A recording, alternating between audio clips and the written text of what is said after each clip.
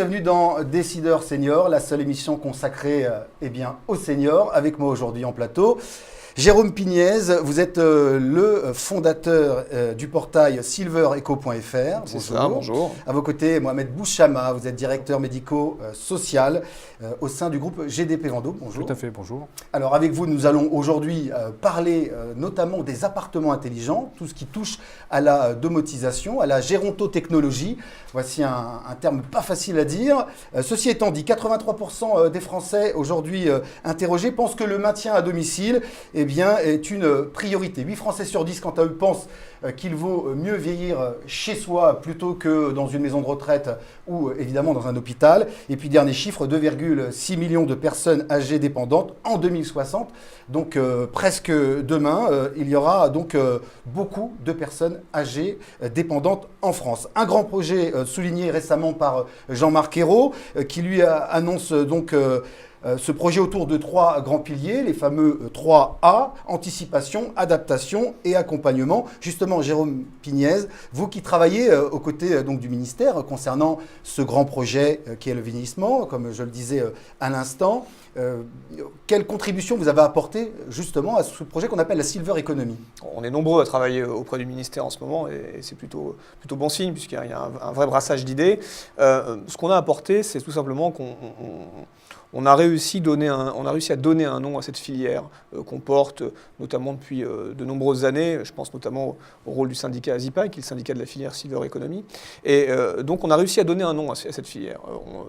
On a réussi en donnant un nom à cristalliser le fait qu'il y avait une économie du vieillissement qui s'installait et que c'était plutôt positif, qu'il y avait vraiment des bonnes choses qui étaient en train de se faire et qu'il y avait de nombreuses entreprises, de nombreux services, de nombreux produits, je crois qu'on aura l'occasion d'en parler, qui vont permettre de bien vieillir et qui vont permettre de créer une filière d'excellence en France, qui vont permettre d'exporter des savoir-faire français. Donc c'est plutôt bénéfique tout ce qui est en train de se passer. Qu'est-ce qu'on retrouve comme catégorie justement dans ce projet? Alors, intitulé Silver Economy. Intitulé Silver Economy. Alors la Silver Economy porte bien son nom. C'est une économie silver, c'est une économie. Donc, qu'est-ce qu'on retrouve comme marché? Il y a finalement tous les marchés. Je dis souvent que le vieillissement, à mes yeux, est une espèce de lame de fond qui, à l'instar du green business, va vraiment impacter tous les marchés. Je vous mets au défi de me trouver un secteur d'activité qui ne va pas être impacté demain par le vieillissement de la population. Tous les secteurs vont être impactés. L'habitat, bien évidemment, les transports, les loisirs, les vacances, les consoles de jeux, les technologies pour l'autonomie. Vraiment, on est en train de vivre un vrai virage sociétal. La mobilité. La mobilité, bien entendu. Je parlais des transports, mais des grandes entreprises de transport en commun sont en train de s'intéresser forcément, s'y intéressent depuis de nombreuses années, à comment on fait en sorte que le transport soit le plus facile possible pour des personnes qui sont soit tout simplement âgées ou alors, pourquoi pas, en perte d'autonomie ou en dépendance. Donc ça va vraiment impacter l'ensemble des marchés, l'ensemble des segments de marché, ceux au niveau national, au niveau européen bien entendu, et au niveau mondial. Alors justement, aujourd'hui, ce qui nous réunit, parmi tous ces projets de la Silver Economy, donc, c'est l'avenir avec les nouvelles technologies embarquées dans les appartements, des appartements intelligents et donc domotisés. Mohamed Bouchama, ça vous parle? Pourquoi ça vous parle? Effectivement, ça me parle parce que le groupe GDP Vendôme que je représente travaille depuis plus de 25 ans dans le marché des maisons de retraite, donc un marché spécifique aux seniors dépendants. On a vu ces dernières années de nouveaux besoins émerger auprès de ce public, à savoir que ces personnes-là souhaitent rester au domicile au maximum. Donc, oui, je disais 8 personnes sur 10. 8 personnes sur 10. Mais on constate actuellement que seulement 3% des personnes âgées de plus de 60 ans vivent en maison de retraite médicalisée. La quasi-majorité vivent à domicile. Donc, mais ils sont en demande de nouveaux besoins, à savoir d'appartements qui leur permettent de retarder l'échéance de la maison de retraite et y vivent le plus longtemps possible. Donc effectivement, les Silver Economy participent de manière importante à l'amélioration de la vie quotidienne de ces personnes-là. Votre groupe GDP Vendôme, donc, qui participe de façon concrète pour... Bien sûr, tout à fait. Donc on a créé un nouveau concept qui s'appelle le concept Villa Sully. Donc c'est des immeubles traditionnels en cœur de ville, proches de tous les commerces. Donc ces immeubles ont la particularité de comporter des appartements dits intelligents, qui permettent... Ça veut dire quoi, intelligent? Intelligent, vous avez des dispositifs d'e-autonomie, donc des dispositifs de santé, de bien-être et de confort, qui facilitent au quotidien la vie de ces personnes-là. Alors, est-ce que ces appartements intelligents répondent à tous les besoins des retraités? en parlant même jusqu'à des maladies très importantes comme Alzheimer. Jérôme Pignez. Il y a encore quelque chose d'important à dire au sujet des résidences-services qui sont en train de se développer. Le secteur des EHPAD, les maisons de retraite médicalisées, se spécialise de plus en plus vers une dépendance lourde, puisque les boomers arrivent, entre guillemets, en perte d'autonomie, en dépendance. Donc il y a une vague massive, si on peut dire, de personnes dépendantes qui va arriver au niveau national. Donc les EHPAD se spécialisent de plus en plus vers ces personnes en perte d'autonomie, vers les malades d'Alzheimer par exemple. D'un autre côté, on a les gens qui souhaitent vivre à domicile. Ceci étant dit, arrive un moment où le domicile est plus adapté. Arrive un moment où on est en fait, entre guillemets, pas assez dépendant pour aller en maison de retraite et peut-être plus assez autonome pour rester dans la maison qui n'est pas forcément adaptée parce qu'il y a des marches à l'entrée, etc. Appartement classique. Appartement classique. Donc il y a un segment de marché, il ne faut pas avoir peur de parler de marché, qui est en train de s'installer entre les deux, qui sont les résidences-services. Et là, effectivement, il y a quelque chose d'intéressant à creuser. Alors pour que ça soit clair pour tous ceux qui nous regardent, évidemment, on va essayer d'être le plus concret possible. Mohamed Bouchama, cet appartement intelligent, si j'ai bien compris, en cœur de ville, donc justement on reste dans la cité, on n'est pas extrait de la cité. Qu'est-ce qu'on va trouver de particulier si on prend pièce par pièce? J'arrive, essayez de nous faire un petit peu la visite de cet appartement intelligent. Donc clairement, lorsque vous rentrez dans cet appartement qui est somme toute un appartement traditionnel, donc, cet appartement dispose de dispositifs intelligents, dits autonomie, qui sont non stigmatisants et invisibles. Donc on ne sommes pas dans de la gadgetisation, mais vraiment dans du concret, avec des dispositifs qui ont une réelle plus-value dans la vie quotidienne de ces personnes-là. Alors concrètement parlant, lorsque vous rentrez dans l'appartement, vous rentrez dans la cuisine, cette cuisine est domotisée, à savoir que vous avez un plan de travail à hauteur variable, motorisé, ainsi que des meubles hauts à hauteur variable, motorisés. Pourquoi? Pour des personnes qui sont en fauteuil roulant, par exemple, qui pourront facilement cuisiner et travailler au sein de cette cuisine. Vous avez également une sonnette lumineuse, par exemple, pour les malentendants, donc qui va permettre d'alerter la personne lorsqu'il y a quelqu'un va sonner à l'extérieur ou à l'entrée de la porte. Vous avez des détecteurs de chute qui vont permettre d'alerter le concierge qui sera en pied d'immeuble lorsqu'une personne chutera. Vous avez une télé interconnectée avec l'intérieur de l'appartement et avec l'extérieur également. Donc à l'intérieur, c'est-à-dire qu'avec cette télé, vous allez pouvoir gérer toute la domotique, à savoir les volets électriques, les rideaux électriques, qui fera aussi office d'appel malade lorsque vous avez un souci de santé ou lorsque vous chutez par exemple, et qui sera aussi connecté avec l'extérieur, avec par exemple tout ce qu'on appelle le lien social, pour pouvoir communiquer avec la famille au travers de la visio, ou communiquer aussi avec les médecins qui seront en pied d'immeuble, la maison de santé, faire pourquoi pas de la télémédecine ou de la téléconsultation à distance. Alors avant de passer dans les autres pièces, Mohamed, peut-être Jérôme, je voudrais juste relever un mot qu'a précisé Mohamed Bouchama, c'est le mot gadgetisation. On est bien d'accord, la gérontotechnologie, ce n'est pas des technologies farfelues à vendre à outrance, mais qui ne servent à rien. Il y a une réflexion sur des outils technologiques adaptés au vieillissement de la personne. Maintenant, on appelle ça gérontechnologie, puisque gérontotechnologie, c'était difficile à prononcer. On appelle ça plutôt gérontechnologie maintenant. La gérontechnologie, c'est une discipline. C'est une discipline qui, grâce, par le biais de technologie, réfléchit au bien vieillir de personnes âgées certes, mais aussi des aidants. Mohamed a cité l'exemple de la téléconférence, la visioconférence, donc on est en lien avec les aidants, en lien avec ses proches. Donc on est avec ses proches, avec son médecin. Avec ses proches, avec son médecin, après tout dépend des services qui seront offerts. On est dans des technologies qu'on va utiliser, détourner pour le bien vieillir des personnes. Donc c'est avant tout une discipline. De cette discipline, des industriels vont faire des choses très bien. Il y a peut-être des choses qui vont être considérées comme des gadgets par d'autres. Peu importe, l'idée c'est qu'il y ait un vrai creuset de réflexion et que tout ça bouillonne et qu'il y ait plein d'idées qui soient mises en place. L'idée est de dire qu'on essaie d'ouvrir le plus largement possible le catalogue des produits et services à disposition du bien vieillir.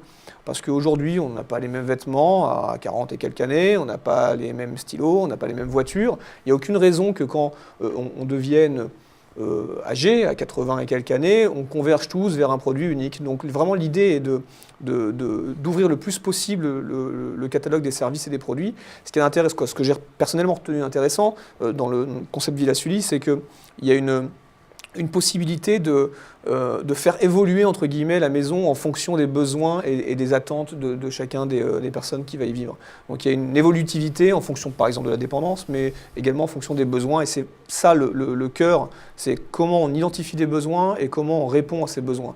Peu importe le mot gadget, il y a des très très bons gadgets. Moi je télécharge des applications sur mon smartphone qui sont des gadgets mais que je trouve génial. Donc le mot gadget est peut-être négatif, oui. mais non, mais il y a des bons gadgets. Quoi. Alors j'aimerais poursuivre. On a bien compris ce qui est important. Dans un premier temps, finalement, la Villa Sully, son côté intelligent, c'est son côté communicant. Être en permanence connecté avec l'extérieur. On voit aussi, notamment, que vous avez réfléchi sur les problèmes liés à l'âge, c'est-à-dire les chutes, avec des capteurs automatiques. Est-ce que ces capteurs fonctionnent bien? De quelle façon ils repèrent les chutes, finalement? Parce que c'est souvent dû à une inactivité ou un lourd choc sur le sol.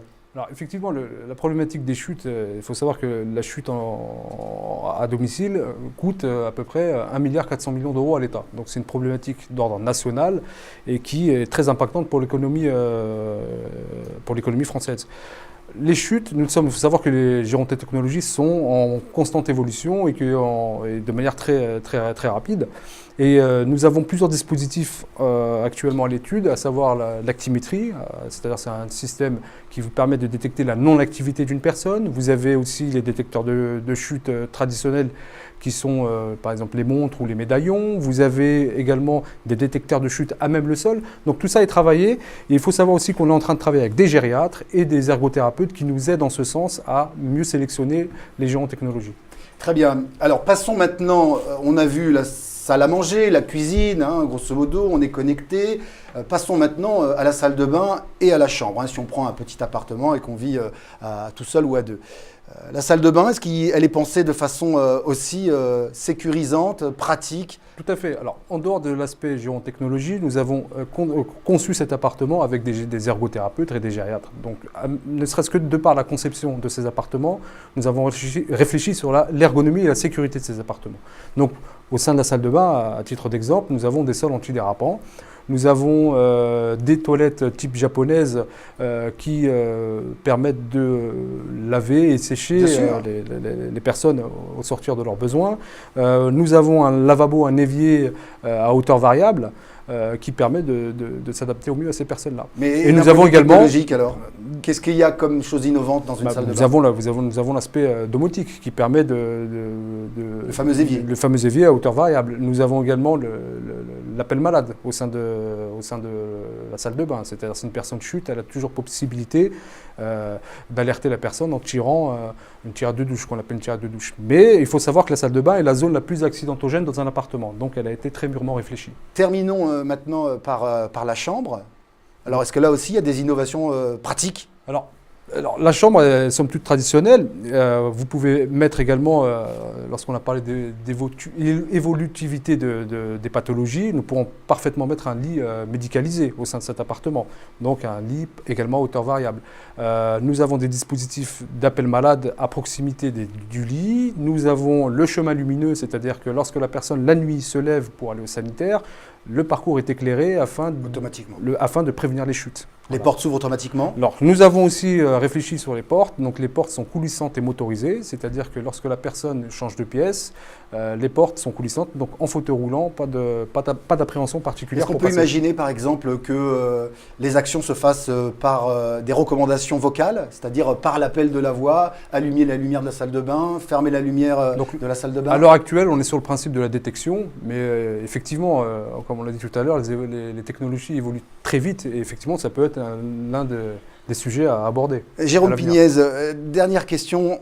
Juste, ce que j'aimerais savoir, c'est quelles sont les prochaines grandes technologies qui vont venir habiller nos appartements. Est-ce que là, comme ça, il y a des choses qui sont sur le feu, qui sont peut-être à l'état encore de prototype, mais qui vont bientôt faire partie de notre vie courante? S'il y a une techno dont tout le monde rêve ou a peur ou cauchemarde, c'est la technologie robotique. Le Japon notamment fait pas mal de publicité de sa recherche et développement, parce qu'il ne faut pas non plus imaginer qu'au Japon on a des robots dans toutes les maisons, c'est pas encore ça. Mais en tout cas, sont très avancés en termes de recherche et développement. Ils font une grosse publicité de cette R&D. En France, il y a des belles pépites également d'entreprises sur le domaine de la robotique. Et la robotique d'assistance aux personnes âgées et globalement aux personnes est une réflexion qui est relativement avancée. Donc voilà, si on se projette, vous m'avez demandé de me projeter, on se projette. Bien sûr. Entre le robot majordome de 2040 et aujourd'hui, il va y avoir pas mal de créations de projets. Allez, je voudrais terminer par vous, Mohamed Bouchama. Vous avez signalé que c'était un appartement intelligent en cœur de ville. Ça, c'est une philosophie, j'imagine, de votre groupe de rester dans le cœur de la cité. Pour quelle raison ? Tout simplement parce que le credo de GDP Vendôme, c'est que le meilleur moyen de sortir de son appartement, le meilleur moyen de rester chez soi, c'est de pouvoir en sortir. Donc voilà, donc avec des commerces de proximité qui permettent de maintenir le lien social de ces personnes-là, car le premier facteur de dépendance qui accélère la dépendance des personnes, c'est l'isolement. L'isolement des personnes, qui est un vrai sujet. On sait actuellement que les personnes âgées de plus de 75 ans n'ont que 9 contacts par semaine, ce qui est dérisoire par rapport à nous, population active. Ce qui est intéressant dans ce que vous dites aussi, et d'ailleurs tous les deux, c'est qu'on n'a pas besoin d'attendre d'être finalement âgé ou d'avoir passé la retraite pour s'installer dans un appartement intelligent, parce que finalement la lumière qui s'allume, être resté connecté avec ma famille en permanence, ça peut m'intéresser. Bien sûr, c'est un appartement qui, à l'aspect visuel, peut parfaitement convenir à une personne quinquagénaire ou quarantenaire ou même une jeune personne. Donc, et qui permettrait à une personne aussi d'anticiper sa dépendance. Très bien, merci à tous les deux. Donc voilà, ainsi s'achève cette émission intelligente faite par des gens donc intelligents. Merci beaucoup Mohamed Bouchama d'être venu. Merci beaucoup Jérôme Pignès. Quant à nous, nous nous retrouvons bien sûr à l'occasion d'une prochaine émission. Si vous voulez en savoir plus, bien-vivre-chez-soi.com. Sinon, rendez-vous sur le site de Décideur TV à la rubrique Senior Décideur. Merci à vous tous et rendez-vous la prochaine fois encore une fois. Bye bye.